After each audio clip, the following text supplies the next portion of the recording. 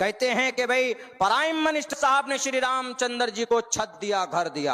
अरे श्री रामचंद्र जी खुद खुदा हैं, उनको घर की क्या जरूरत है? अरे श्री रामचंद्र जी खुद खुदा हैं, उनको घर की क्या जरूरत है? घर की जरूरत नहीं होती। मर्यादा पुरुषोत्तम जो खुदा होता है उसको घर की जरूरत नहीं होती है, उसको जगह की जरूरत नहीं होती है। आपने मुकम्मल वीडियो देख लिया। ये है देवबंदियों के मौलाना, जिसका नाम सलीम कमर चतुर्वेदी है। यानी कि वो श्री राम को, यानी कि रामचंद्र जी को अपना खुदा तस्लीम कर रहे हैं और ये कह रहे हैं कि श्री राम जो है वो खुदा है और खुदा को घर की ज़रूरत नहीं होती है, वो यूं ही बगैर घर के रहा करते हैं। आप खुद ही समझ सकते हैं कि एक इंसान को खुदा तस्लीम कर लिया गया है। अस्सलामु अलैकुम वरहमतुल्लाहि वबरकातुहू। नाज़रीन, आपने इसकी हरकत को बखूब देख लिया और सुन लिया कि ये शख्स हज़रत मौलाना अब्दुल्ला सालिम साहब के एक बयान को किस तरीके से काट कर गलत मतलब निकाल करके आवाम के दरमियान नफ़रत की बीज डालने की कोशिश कर रहा है। मेरे दोस्तों, इनका ये जो तरीक़ा है, इनके बड़े इन्हें सिखा करके गया। इनका जो आला हज़रत अहमद रज़ा ख़ां बरेलवी था, उनका भी यही तरीक़ा था। उलमाए देवबंद की किताबों की इबारतों को काट काट करके गलत मतलब बयान करके लिख करके उलमाए हरमैन शरीफैन के पास जाता है और कुफ्र का फतवा लेकर के आता है। उस हुसामुल हरमैन के जवाब में जब उलमाए देवबंद किताब लिखते हैं अल मुहन्नद अल मुफन्नद, फिर जब उलमाए हरमैन शरीफैन को जब पता चलता है, क्योंकि उलमाए देवबंद की किताबें जो उर्दू में थी, जैसे तहज़ीरुन नास, हिफ्ज़ुल ईमान वगैरह वगैरह जो भी है, उन किताबों की इबारतों को काट काट करके उसको उर्दू की किताब अरबी इबारत बना करके थोड़ा इधर से लिया, बीच में निकाल दिया, फिर आखिर में लिया।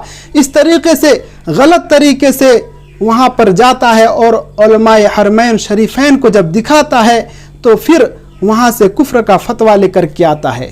जब उलमाए देवबंद उसके जवाब में किताबें लिखते हैं, जब उन्हें पता चलता है, फिर इन्हें वहाँ से लताड़ करके भगाया जाता है। तब से इनकी ज़बान में सिर्फ एक ही रट, हर किसी को काफिर बनाना, फलां काफिर फलां काफिर। तो मेरे दोस्तों, इनका एक तरीका है जो इनके बड़े इन्हें सिखा करके गया। मेरे दोस्तों, जब तक पूरी बात आप नहीं सुनेंगे तब तक आपको कैसे पता चलेगा कि सही क्या है और क्या गलत है। मेरे दोस्तों, ये शख्स तो बिल्कुल थोड़ा सा बयान सुना रहा है। आप इस वीडियो को पूरे लास्ट तक देखें, आखिर तक देखें, मैं आपको पूरा बयान सुनाऊंगा। और ये शख्स का ये जो गलत तरीका है, ये जो इनका जो ये एक बदमाशी है, मैं आप लोगों को दिखाने वाला हूं कि ये लोग कितना झूठ बोल बोल कर आवाम को गुमराह करने की कोशिश करता है। ये लोग तो अपने अपने मंदिरों की तामीर के लिए अरबों रुपए जमा कर रहे हैं, अरबों रुपए, और ऐलान कर रहे हैं हम 1000 ट्रेन फ्री कर देंगे। जब लड़का एग्जाम देने जाता तो एक भी ट्रेन फ्री नहीं, एक भी ट्रेन फ्री नहीं। लेकिन जब मंदिर की उद्घाटन हो रही है तो 1000 ट्रेन फ्री। ऐसे ऐसे बेवकूफ लोग सब कुर्सी इख्तिदार पर बैठे हुए हैं। बताइए, कहते हैं कि भाई प्राइम मिनिस्टर साहब ने श्री रामचंद्र जी को छत दिया, घर दिया। अरे श्री रामचंद्र जी खुद खुदा हैं, उनको घर की क्या जरूरत है?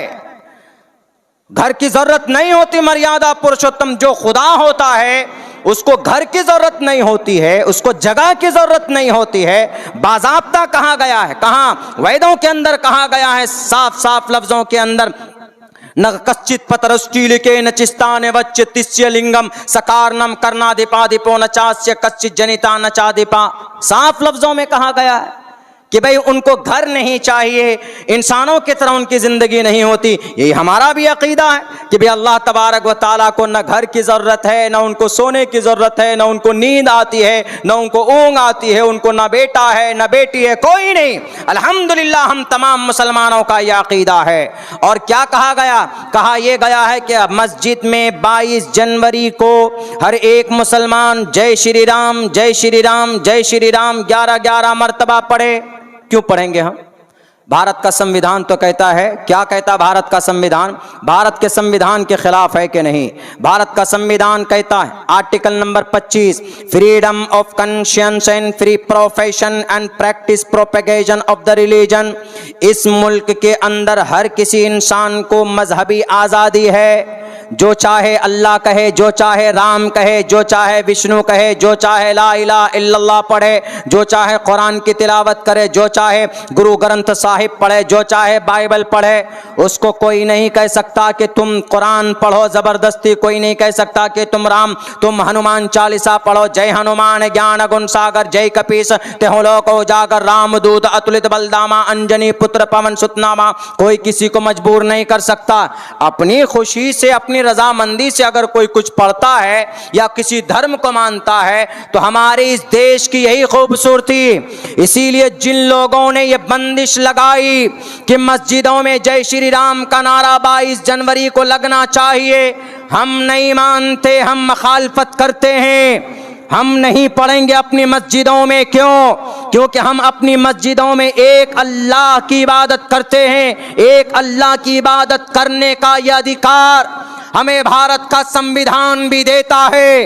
अगर आपको मालूम नहीं है तो आओ मेरे स्कूल के अंदर नर्सरी क्लास में दाखला लो, आओ मदरसा कासिमुल उलूम में दाखला लो और पढ़ो। भारत के संविधान का आर्टिकल नंबर 25 खुले लफ्जों में कहता है, साफ साफ लफ्जों में, freedom of conscience and free profession and practice propagation of the religion. जब देश का संविधान हमको मजबूर नहीं कर रहा है, तुम हिंदू हो हिंदू बनकर रहो, तुम मुसलमान हो मुसलमान बनकर रहो, तुम सिख हो सिख बनकर रहो, तुम जैन हो जैन बनकर रहो।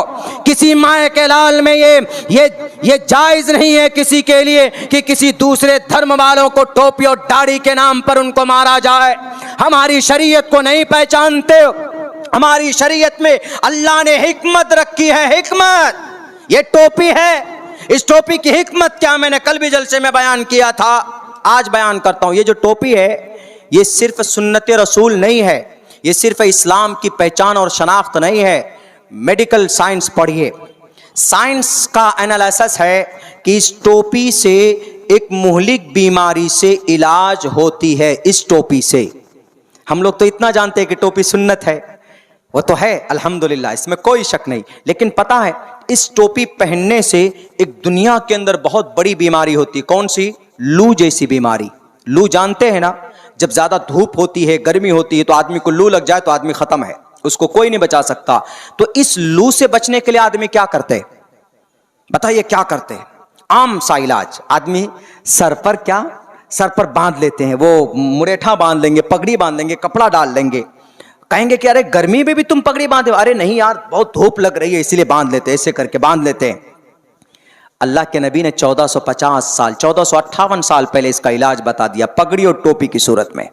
मेडिकल साइंस कहता है कि क्यों लू यहां लगती, इस जगह पर, इस हिस्से पर, ये यहां पर मगज है, यहां पर वो ब्रेन है, उसके इस हिस्से पर जो लू को, गर्मी को कंट्रोल करने का जो सिस्टम अल्लाह ने रखा है वो यहां पे रखा है, इस जगह पे रखा है।